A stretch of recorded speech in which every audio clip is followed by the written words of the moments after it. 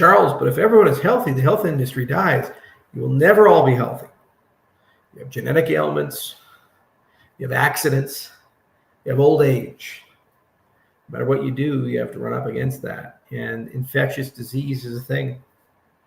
You go to Africa, you get bit by a mosquito, you're in a malaria zone, good chance you're going to get malaria. So even if you're all healthy, means you do better than most people, you still have to get treatment. So no, you don't need to have a system that keeps people sick to make money. It's just morally wrong. Always will be. You agreed with everything that was put into place during the crisis. You see, this is where you argue your preconceived notions and biases. You could go back to 2021 and see I was against the masks and the mask mandates. I was against the lockdowns and the lockdown mandates. I fought actively for trying to undo those types of things. In fact, at a protest, I'd go up to Wyoming where they actually had some sensibility about things. And I fought for things like the Great Barrington Accord. So you're just misrepresenting reality because you assumed that because I was a pro-vaxxer, I must have agreed with everything else. Because in your worldview, what are you doing?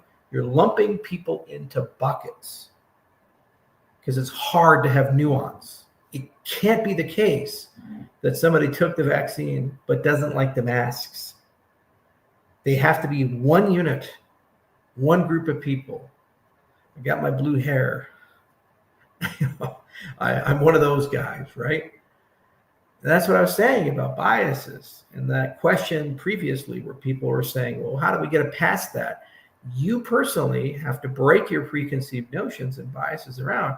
It was absolutely insane how remarkably destructive these policies were.